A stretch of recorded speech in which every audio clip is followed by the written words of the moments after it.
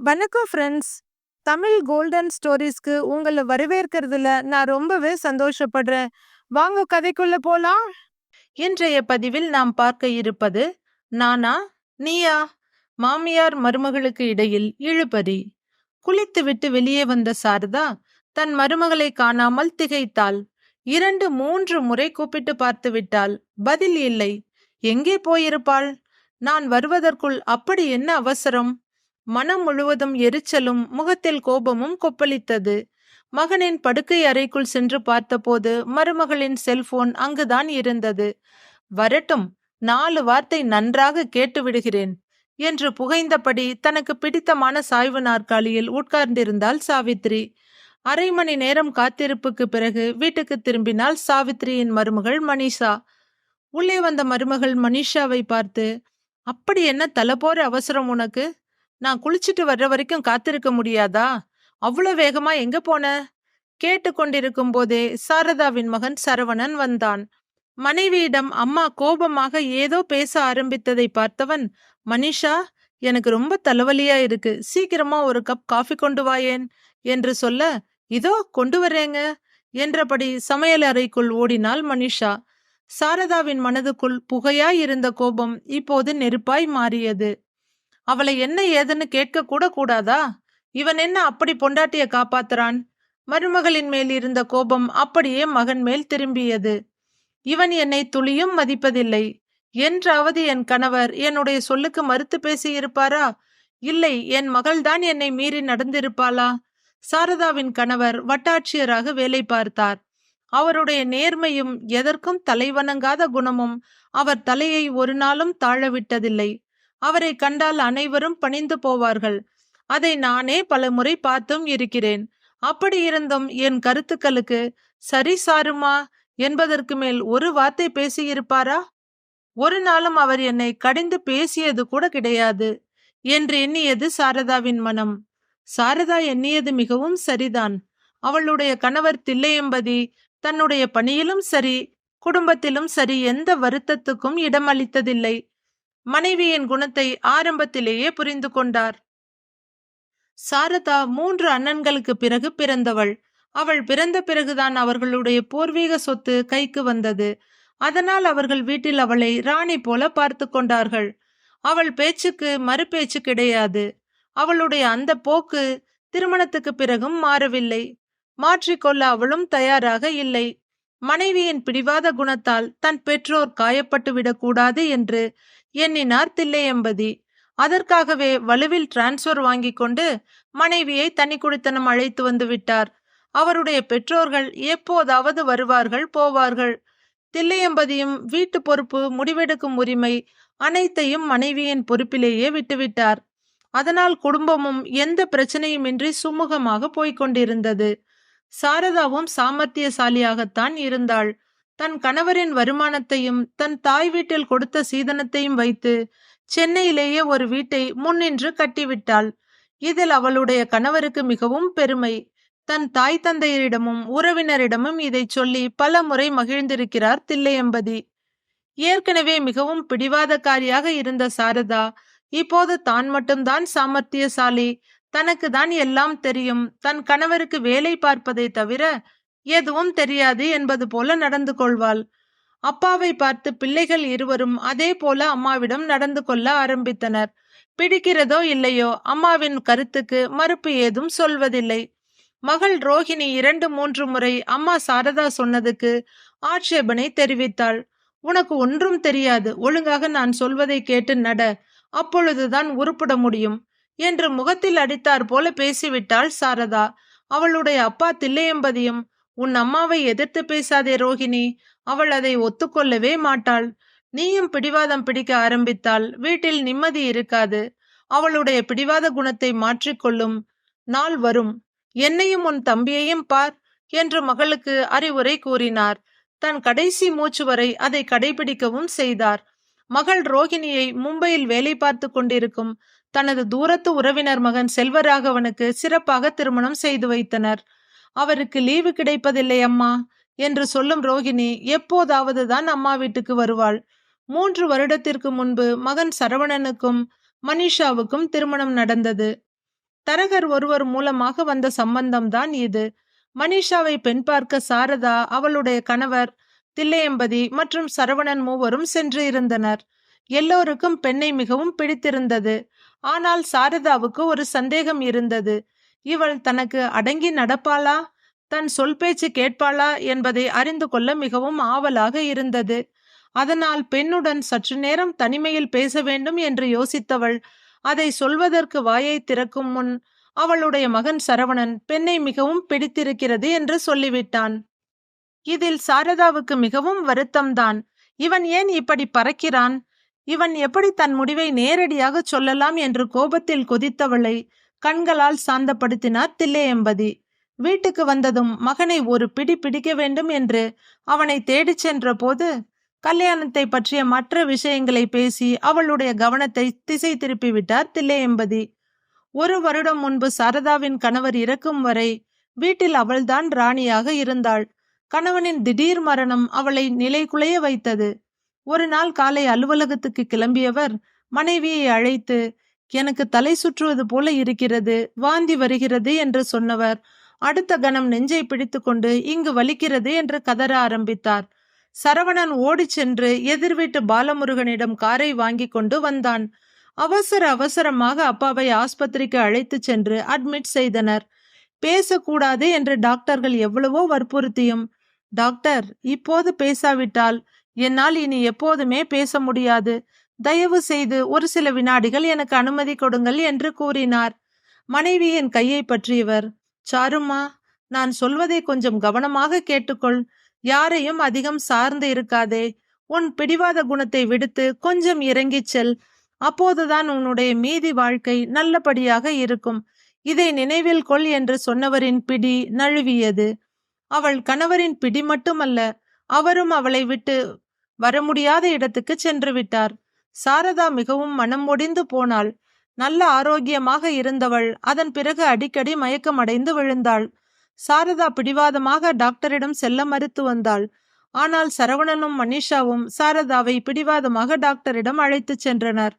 பரிசோதனை செய்து பார்த்த டாக்டர், பிளட் பிரஷர் மாறுபாடு அதிகமாக இருக்கிறது, மன அழுத்தம் இருக்கக்கூடாது, எதை பற்றியும் அதிகமாக சிந்திக்க வேண்டாம், மனதையும் உடலையும் அமைதியாக வைத்துக் கொள்வதுதான் ஆரோக்கியத்திற்கும் நீண்ட ஆயுளுக்கும் சிறந்த வழி என்று கூறி தேவையான மருந்து மாத்திரைகளை எழுதி கொடுத்து அனுப்பினார். எவ்வளவோ சொல்லியும் தன் கருத்துக்கு மதிப்பளிக்காமல் தன்னை மருத்துவமனைக்கு அழைத்து சென்ற மகன் மருமகள் மேல் கோபமாக வந்தது சாரதாவுக்கு. அன்று கடைசியாக கணவன் சொன்னது ஞாபகத்துக்கு வந்தது. அவரும் இல்லை, நான் தனியாகத்தான் இருக்கிறேன், அதனால் என்மேல் இவர்கள் அதிகாரம் செலுத்துவார்களோ, அதற்காகத்தான் இவ்வாறு சொல்லியிருப்பாரோ என்றெல்லாம் யோசித்தாள். எதற்காகவும் தன் இடத்தை விட்டு கொடுக்க கூடாது என்று முடிவு செய்தாள். வீட்டில் அவளுக்கு தெரியாமல் எதுவும் நடக்கக்கூடாது. தன் மகனும் மருமகளும் பேசிக்கொண்டால் கூட என்ன பேசினார்கள் என்று இவளிடம் சொல்ல வேண்டும் என்று எதிர்பார்க்க ஆரம்பித்தாள். மகனும் மருமகளும் அடிக்கடி வெளியே செல்கிறார்கள். எங்கே போகிறார்கள், என்ன செய்கிறார்கள் என்று அவர்களாக சொல்வதும் இல்லை. கேட்டாலும் சும்மா அப்படியே வெளியே போய் வந்தோம் என்று இருவரும் மழுப்பி விடுகிறார்கள். எனக்கு என்ன தெரியாது என்று நினைத்து கொண்டிருக்கிறார்களா? நன்றாக ஊர் சுற்றுவது, வேண்டியவற்றை சாப்பிடுவது, ஒரு நாளாவது எனக்கு எதுவும் வாங்கி வருவதும் இல்லை, என்ன வேண்டும் என்று கேட்பதும் இல்லை. ஏற்கனவே வீட்டையும் கட்டி வைத்து விட்டோம். அவரும் திடீரென்று இறந்ததால் மிகப்பெரிய தொகை கிடைத்தது. இனி அவர்களுக்கு என்ன கவலை? அவரவர் வருமானத்தில் இதெல்லாம் செய்தால் தெரியும். இதையெல்லாம் பார்த்து கொண்டு சாரதாவுக்கு வீட்டில் இருக்கவே பிடிக்கவில்லை. கொஞ்ச நாளைக்கு மகள் வீட்டுக்கு போகலாம் அல்லது ஏதாவது உறவினர் வீட்டுக்கு போகலாம் என்று நினைத்து மகனிடம் சொன்னாள் சாரதா. அவன் அதை ஒத்துக்கொள்ளவே இல்லை. எப்போது இதை பற்றி அவள் பேசினாலும், அம்மா, கொஞ்ச நாள் போகட்டும், போகலாம் என்பதுதான் அவனது பதிலாக இருக்கும். போதா குறைக்கு வீட்டில் ஒரு வேலைக்காரி வேறு. இவளுக்கு தேவையானவற்றை நேரம் தவறாமல் செய்து கொடுத்து விடுவாள். அவள் சிந்தனை கடலில் இப்படி மூழ்கி இருக்கும்போது மகனும் மருமகளும் தயாராகி வெளியே வந்தார்கள். அம்மா, கொஞ்சம் வெளியே போய் வருகிறோம் என்று சொன்னால் மருமகள். எங்கே போகிறோம் என்று சொன்னால் குறைந்து போய் விடுவார்களா என்று மனதில் நினைத்ததை கேட்க வாயெடுக்கும் போது அங்கு வந்த சரவணன், சரிம்மா, ரெஸ்ட் எடுங்க, வசந்தி அக்கா உங்களுக்கு துணைக்கு இருப்பாங்க, டிவியில ஏதாவது பஜன் பாக்குறதுன்னா பாருங்கம்மா என்று சொல்லி மனைவியுடன் கிளம்பினான். ரொம்ப அக்கறை இருக்கிற மாதிரி நடிக்கிறான். அவன்தான் ஆண் பிள்ளை. இவளுக்கு இதெல்லாம் தெரிய வேண்டாமா? மாமியார் தானே குடும்பத் தலைவி. அவரிடம் அனுமதி பெற வேண்டும் என்பது தெரியாதா? ஆத்திரம் வந்தது அவளுக்கு. ஆத்திரம் தனியாதவளாக போனை எடுத்தவள் தன் மகள் ரோகிணிக்கு போன் செய்தாள். போனை எடுத்த ரோகிணி, அம்மா, ஆரவ் அவன் அப்பாவுடன் வெளியே செல்ல வேண்டும் என்று அடம் பிடிக்கிறான். நான் அவனை சமாதானம் செய்ய வேண்டும். பிறகு கூப்பிடுகிறேன் என்று சொல்ல, இல்லை ரோகிணி, மிகவும் அவசரம் என்று சாரதா சொல்ல, வேறு வழியின்றி அழும் குழந்தையை கையில் இறுக்கி பிடித்து கொண்டு, சொல்லுங்கள் அம்மா என்றாள் ரோகிணி. ரோகிணி, உன் தம்பியும் அவன் மனைவியும் என்னை மதிப்பதே இல்லை. என்னை துளியும் சட்டை செய்வதில்லை. எந்த விஷயத்தை பற்றியும் என்னுடன் கலந்து ஆலோசிப்பதில்லை என்று ஆரம்பித்தாள். இடைமறித்த ரோகிணி, அம்மா, அவர்கள் உன்னை மரியாதை குறைவாக பேசுகிறார்களா? தேவையானவற்றை வாங்கி கொடுக்கவில்லையா? உன்னிடம் பேசுவதில்லையா என்று கேட்க, அதெல்லாம் இல்லை, எல்லாம் நன்றாகத்தான் பேசுகிறார்கள், மரியாதையாகத்தான் நடந்து கொள்கிறார்கள். தேவையானதை நான் கேட்கும் முன்பே வாங்கி வந்து விடுகிறார்கள். ஆனால் அவர்கள் என்ன செய்கிறார்கள், என்ன பேசுகிறார்கள் என்பதை என்னிடம் சொல்வதில்லை என்று குறைப்பட்டாள் சாரதா. அதையெல்லாம் தெரிந்து கொண்டு நீ என்னம்மா செய்ய போகிறாய்? உன்னிடம் நல்லபடியாக நடந்து கொள்கிறார்கள். உனக்கு தேவையானவற்றை வாங்கி கொடுக்கிறார்கள். இதற்கு மேல் ஏன் தேவையில்லாத எதிர்பார்ப்புகளை வைத்துக் கொள்கிறாய்? அவர்களுக்கு என்று வாழ்க்கை இருக்கிறது. அவர்கள் வாழ்க்கையை அவர்கள் வாழட்டும். நீ ஏன் அதிலெல்லாம் குறுக்கிடுகிறாய்? நீ அப்பாவின் குடும்பத்துக்கு மருமகளாக வந்தபோது எல்லாவற்றையும் அவர்களை கேட்டுத்தான் செய்தாயா என்று கேட்க சில கணங்கள் மௌனம் சாதித்தாள் சாரதா. அவர்கள் எங்களுடன் இருக்கவில்லை, தனியாக இருந்தார்கள். அதனால் அவர்களிடம் கேட்க வேண்டிய அவசியமில்லை என்றாள் சாரதா வெடுக்கென்று. சரி, பரவாயில்லை, விடு. அவர்கள் ஊரில் இருந்தார்கள். அப்பா உன்னுடன் தானே இருந்தார். இத்தனைக்கும் அவர்தான் குடும்பத் தலைவர். அவர்தான் குடும்பத்துக்கு தேவையான பணத்தை சம்பாதித்தார். ஆனால் அவரிடம் நீ வெறும் தகவல் தான் சொல்லி இருக்கிறாய். ஒரு நாளும் அனுமதி கேட்டதில்லை என்பது உனக்கு ஞாபகம் இருக்கிறதா அம்மா என்றாள் ரோகிணி. சாரதாவுக்கு சுறுசுறுவென்று கோபம் ஏறியது. போயும் போயும் இவள் ஒரு ஆள் என்று மதித்து இதையெல்லாம் சொன்னால் இவள் நமக்கே அறிவுரை கூறுகிறாள். அவ்வளவு பெரிய ஆளாகிவிட்டாளா இவள்?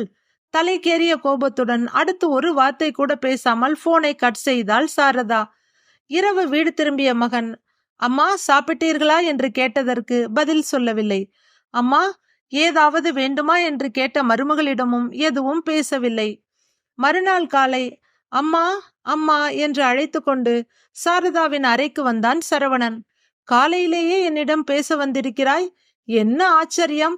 நக்கலாக கேட்டாள் சாரதா. சரவணனுக்கும் சுரென்று கோபம் வந்தது. இருந்தாலும் அதை மறைத்து கொண்டு, அம்மா, அடுத்த மாதத்தில் அக்கா, மாமா, ஆரவ் அனைவரும் இங்கே வரப்போகிறார்கள் என்று உற்சாகமாக சொன்னான். அம்மா மிகவும் சந்தோஷப்படுவார் என்று ஆவலுடன் முகத்தை பார்த்த சரவணனுக்கு ஏமாற்றமே மிஞ்சியது. இதை மட்டும் சொல்ல வந்து விட்டாய்?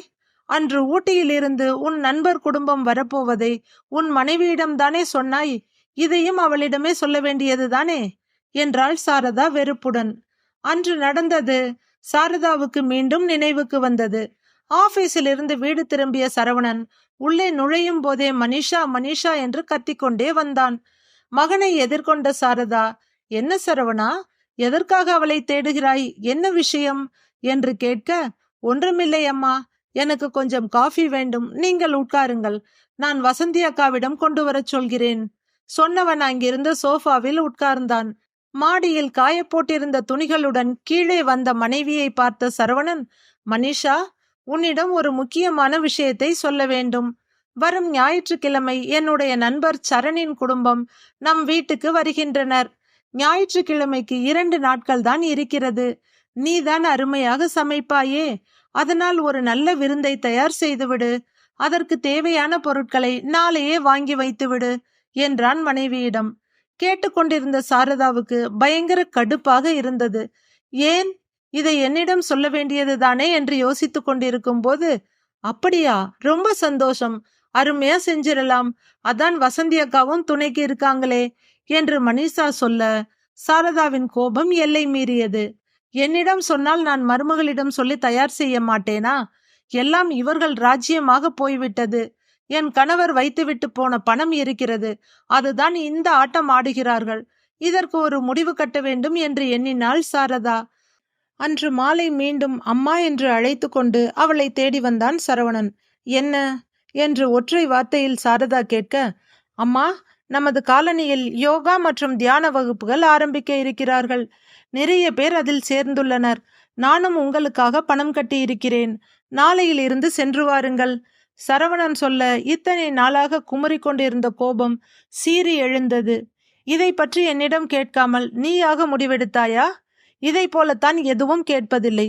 நீங்களாகவே முடிவெடுத்துக் கொள்கிறீர்கள். என்ன, பணம் கட்டிவிட்டாயா? ஏன் கட்ட மாட்டாய்? நீ சம்பாதித்து அதிலிருந்து செலவு செய்தால் உனக்கு வலி தெரியும். அப்பாதான் நிறைய பணத்தை வைத்துவிட்டு போயிருக்கிறாரே. அதை எடுத்து நீங்கள் வேண்டிய அளவுக்கு செலவு செய்கிறீர்கள் என்பதை நானும் பார்த்து கொண்டுதான் இருக்கிறேன் என்று பொரிந்து தள்ளிவிட்டாள் சாரதா. கேட்ட சரவணன் மற்றும் மனிஷாவின் முகங்கள் சூம்பி போனது. சற்றே கோபத்துடன் சரவணன் உள்ளே சென்றுவிட மனிஷா தான் வெகுநேரம் அவனை சமாதானப்படுத்தினாள். அதன் பிறகு மகனும் இவளுடன் பேசுவதில்லை, இவளும் மகனுடன் பேசுவதில்லை. மனிஷா தான் அவ்வப்போது பேசிக்கொண்டிருந்தாள். நான் பார்த்து இந்த வீட்டுக்கு மருமகளாக கொண்டு வந்தவள். என் பேச்சை கேட்பதை விடுத்து எது சொன்னாலும் அவரிடம் கேட்டுக்கொள்ளலாம் என்கிறாளே. நான் இல்லாமல் என் மகன் வந்துவிட்டானா? சாரதா மருமகளுடனும் முகம் கொடுத்து பேசுவதில்லை. 2 நாட்கள் சென்ற நிலையில் எதிர் வீட்டு சித்ரா சாரதாவை தேடி வந்தாள். அவள் சாரதாவை விட 10-12 வயது இளையவளாக இருப்பாள். பிள்ளைகள் இருவரும் காலேஜில் படிப்பதால் அருகில் இருந்த கோவிலில் வேலை பார்த்து கொண்டிருந்தாள். தன்னை தேடி வந்த சித்ராவை வரவேற்று உபசரித்த சாரதா வசந்தாவிடம் சொல்லி காஃபி கொடுக்க சொன்னாள். பின்பு சற்று நேரம் பேசிக்கொண்டிருந்த சித்ரா, அடுத்த 1 மாதத்துக்கு தங்கள் கோவிலில் மிகப்பெரிய சொற்பொழிவாளர் ஒருவர் தினமும் பேச இருக்கிறார். நான் ஏற்கனவே ஒரு முறை அவருடைய சொற்பொழிவுகளை கேட்டிருக்கிறேன். நீங்களும் வாருங்களேன் என்று கேட்க, சாரதாவுக்கும் நான் இந்த வீட்டுக்கு தான் வேண்டாதவளாக தெரிகிறேன். இவளானால் தேடி வந்து என்னை அழைக்கிறாள். சரி, போய் வரலாம் என்று முடிவெடுத்து அவளுடன் கிளம்பினாள். சற்று நேரம் கடனே என்று உட்கார்ந்திருந்த சாரதாவுக்கு அங்கிருந்த பெரும் கூட்டம் ஆச்சரியத்தை கொடுத்தது. அப்படி என்னதான் பேசுகிறார் என்று கவனித்த போதுதான் அவளுக்கும் அதில் மிகவும் சுவாரஸ்யம் ஏற்பட்டது. அதிலும் அவர் கூறிய வாழ்வியல் பற்றிய கருத்துக்கள் சாரதாவுக்கு முற்றிலும் புதியதாக தெரிந்தது. அவர் சொன்ன ஒரு கருத்து அவளது ஆழ்மனதில் பதிந்தது. யார் இருந்தாலும் இல்லாவிட்டாலும் இந்த உலகம் இயங்கிக் கொண்டுதான் இருக்கும். மாற்றங்கள் நடந்து கொண்டுதான் இருக்கும். அதற்கு ஏற்ப நம்மை மாற்றிக்கொள்ள வேண்டும். உலகில் நிலையானது என்று எதுவும் இல்லை. இன்று நம்முடையதாக இருப்பது நாளை வேறொருவருடையதாக மாறிவிடும். அதனால் அனைத்திற்கும் நாம் தான் காரணம் என்ற அகந்தையை விட வேண்டும். அவர் சொன்னபோதுதான் சாரதாவுக்கு தெரிந்தது, தான் இத்தனை நாள் எவ்வளவு அகந்தையுடன் இருந்திருக்கிறோம் என்பது. நாம் தான் எல்லாம், நம்மால் தான் எல்லாம் நடக்கிறது என்று நடந்து கொண்டோமே என்று வருத்தமாக இருந்தது. அதிலும் கணவரை எத்தனையோ முறை மட்டம் தட்டி இருக்கிறேனே. அன்று அவர் அமைதியாக இருந்தது ஒன்றும் தெரியாததால் அல்ல, அது அவருடைய பெருந்தன்மை என்று எண்ணிய சாரதா தன் மறைந்த கணவனிடம் மானசீகமாக மன்னிப்பு கேட்டாள். அவருடைய சொற்பொழிவை கேட்க நிறைய நாட்கள் சித்ராவுக்கு முன்பு சாரதா அங்கு சென்று விடுவாள். ஒரு சில நாட்களிலேயே அலைபாய்ந்து கொண்டிருந்த அவளுடைய மனது ஒரு நிலைக்கு வந்தது. இப்போது மகன் மருமகள் மேல் அவளுக்கு எந்த கோபமும் வரவில்லை. மாறாக பரிதாபம்தான் வந்தது. நான் ஒரு நாளும் என் மாமனார் மாமியார் பொறுப்பை எடுத்துக்கொண்டதில்லை. ஆனால் இவர்கள் தங்கள் வேலைகளையும் பார்த்து கொண்டு என்னையும் பார்த்து கொண்டு என் கோபத்தையும் தாங்கிக் கொண்டிருந்தார்கள். நான் எல்லாவற்றையும் தாண்டி வந்துவிட்டேன். இருந்தும் இந்த வயதிலும் என்னிடம் இவ்வளவு பிடிவாதமும் கோபமும் இருந்திருக்கிறது. அன்று ஒரு நாள் ரோஹிணி தன் மகன் அழுகிறான் என்று சொல்லியும் பிடிவாதமாக அவளிடம் பேசினேன். நான் எனது என்ற அகந்தைதான் என்னிடம் தலை தூக்கி இருந்திருக்கிறது என்பதை உணர ஆரம்பித்தாள் சாரதா. அவரவர் வாழ்க்கையை அவரவர் வாழட்டும். நாம் அவர்களை காயப்படுத்தக்கூடாது. முடிந்தால் ஏதாவது உதவி செய்யலாம். இல்லை என்றால் அமைதியாக ஒதுங்கிக் கொள்ள வேண்டும். இனி நான் செய்ய வேண்டியதெல்லாம் அனைவரும் நன்றாக இருக்க வேண்டும் என்று ஆண்டவனை பிரார்த்திப்பதுதான். என் பிள்ளைகள் என்னை எந்த குறையும் இல்லாமல் பார்த்து கொள்கிறார்கள். எனக்கு தேவையானவற்றை நான் கேட்கும் முன்பே வாங்கி வந்து கொடுத்து விடுகின்றனர். என்னை மதிப்பதிலும் எந்த குறையும் வைத்ததில்லை. பிறகு ஏன் நான் கோபப்பட வேண்டும் என்று நினைத்தவளின் மனதில் அமைதி நிலவ உடல் ஆரோக்கியமும் மேம்பட்டது. அப்போதுதான் சாரதாவுக்கு ஒரு உண்மை உரைத்தது. தன் மகன் மருமகள் வெளியில் சென்று சாப்பிட்டு வந்தாலும் தனக்காக ஒரு வேலைக்காரியை ஏற்பாடு செய்து தேவையானவற்றை செய்து கொடுப்பதே தன்னை நன்றாக பார்த்து கொள்வதற்காகத்தான் என்பது. அடுத்த முறை டாக்டரிடம் சென்ற போது அவளுடைய பிளட் பிரஷர் நார்மலுக்கு வந்திருப்பதை கண்டு டாக்டர் ஆச்சரியப்பட்டார். டாக்டரின் ஆச்சரியம் ஒரு பக்கம் இருக்க, அடுத்து சில நாட்களில் வந்திருந்த ரோகிணி தன் அம்மாவின் மாற்றத்தை பார்த்து மிகவும் மகிழ்ந்து போனாள். வெகு நாட்கள் கழித்து வந்திருந்த ரோகிணியை பார்க்க சித்ரா வந்திருந்தாள். கை நிறைய பழங்களுடன் வீடு திரும்பிய சரவணன் அவற்றை தன் அக்கா ரோகிணியின் கையில் கொடுத்தான். பின்பு தன் அம்மாவிடம் திரும்பியவன், அம்மா, இதை பிடிங்க என்றான். எந்த சலனமும் இன்றி சிரித்த முகத்துடன் அதை கையில் வாங்கிய சாரதா ஆச்சரியப்பட்டு போனாள்.